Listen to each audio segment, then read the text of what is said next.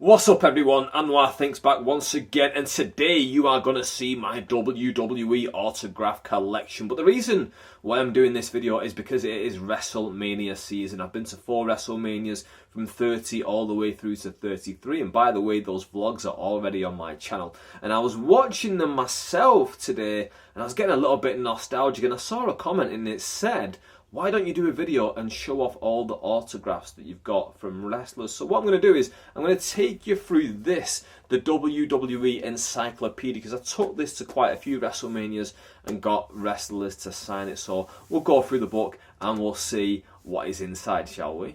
Here we go, our first autograph of the bunch, and it is Danny Davis. 6 foot tall, 180 pounds, hailing from Dover, New Hampshire, with his signature move, the Boston Crab. Now, this is the most famous Danny Davis, but over the years I've heard, the Ohio Valley Wrestling, OVW, was run by a guy called Danny Davis as well, and I assumed it was the same guy, and obviously this is the one that I know from my childhood. WrestleMania 3, this guy was there. He was the bad referee. Then he was in the Hart Foundation's Bulldog 3-on-3 match with Tito Santana. So this is the more famous one. And I think I mentioned something along the lines of OVW to him, and he just gave me the dirtiest look. And I thought, wow, he's not in a good mood. Then afterwards I realised, oh, that's 2 completely separate people. Next up, we have got Jerry the King Lawler, the King of Memphis. And he's got a nice, big, beautiful signature. He takes his time and he does it nice. That is the thing with a lot of the older wrestlers, is that they take their time with their signatures and they make it look nice. Because back in the early days of wrestling, I say the early days of my fandoms of wrestling, if you go back to the 80s, early 90s, these guys weren't signing that often. But nowadays, the wrestlers, they have to sign all the time. So they simplify it and they make their signature as easy as possible. But the old school ones, you can't beat them. Just look how nice this is. Again, let's go. I like how they have the little flag of where they're from, or at least where they build from. There we go. 6 foot tall, 243 pounds, from Memphis, Tennessee, and his signature move is the pile driver. Straight back in with another J. It is Jim the Anvil Knightheart. Now, just as I said, the old school guys take time to make their signature look really good, this one was very sloppy. Now, I don't want to speak ill of those who have passed, but Jim Knightheart was not interested in talking to me or signing for me. Bless his cotton socks. Let's look at his stats though. 6'2", 281 pounds, from Reno, Nevada, with his signature move, the Anvil Flattener. And here we go, we got some of his accomplishments here. 2-time World Tag Team Champion with Bret the Hitman Hart, defeating the British Bulldogs and Demolition. Jim Neidhart, R.I.P. Next up, we're carrying on with the J's, and it is the Mouth of the South, Jimmy Hart. Now, it doesn't really look like it says Jimmy Hart. This looks like a big G. That kind of looks a bit like Hart, like a H and an A, but it just doesn't look like him. I can guarantee you it was him. I've even got the footage of me meeting him in the vlog, but yeah, Jimmy Hart, I think he was with the Anvil when he signed, and yeah, he was kind of in that mode of, oh, Anvil's not too happy, baby. Let's get you signed and get you going, baby.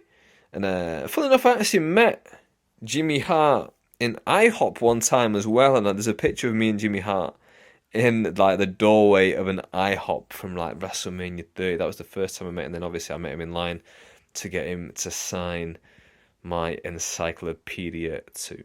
Now here's a good example of one of the modern guys. Look at JBL. He's just gone for JBL on his autograph. Kept it nice and simple. If we look at his stats, John Bradshaw Layfield, 6'6", 290 pounds, from New York, New York. Clothesline from hell. Now, obviously, he's from Texas in real life, but at the time, he was being billed from New York. At least the JBL character was. Anyway, I'll be honest with you, I've heard a lot of bad things about JBL through the years, but when I met him, he was nice as pie. He seemed like a genuinely nice bloke, very welcoming, very friendly. He was sat with Jerry the King Lawler, and yeah, these two modern day commentators, but old older school wrestlers. Obviously, JBL was more noughties, if anything. But yeah, super nice guys when I met them. Here is another one that is sadly no longer with us. It is Nikolai Volkov. He was sat with Danny Davis when I met him. Look at that USSR flag in the top. 6'4", 313 pounds from the Soviet Union. With his signature move, the Russian backbreaker. He was actually having a bit of a laugh. I had a bit of a laugh with him. I can't remember what I was joking with him about. But yeah, it was proper sound when I met him. Obviously, he goes way back in the 80s. He wasn't really known for his work rate. He was just a big guy. He was there on the show. He was legitimately from that part of Europe, and you could kind of pull that gimmick off at a time when those kind of gimmicks were just natural heat. And the final ones in the encyclopedia, it's the Wild Samoans. It's Arthur and Seeker, £645. And as you can see down here, Arthur and Seeker. I felt a little bad when I met them because their queue was small, so I thought, you know what, these guys have been in wrestling for years and years, proper dynasty legacy stuff. You talk about your Roman Reigns, your Usos, your Rikishis, you know, Samu, etc. 3-minute warnings even.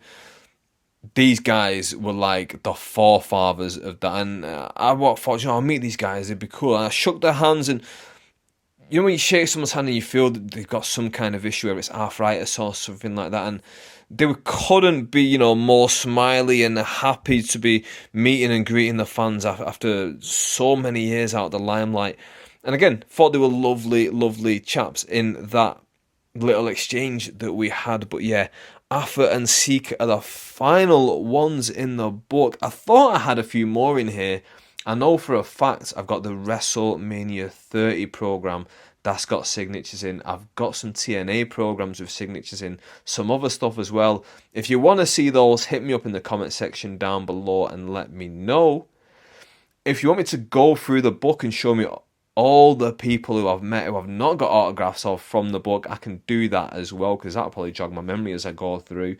But going through this today has really kind of set that fire in me that I kind of want to go back to Access, because when you go to Access, all the signatures are free. You pay to get in, or you get your ticket beforehand, or you sneak in like I've done in the past. Nudge, nudge, wink, wink. We won't talk about that one.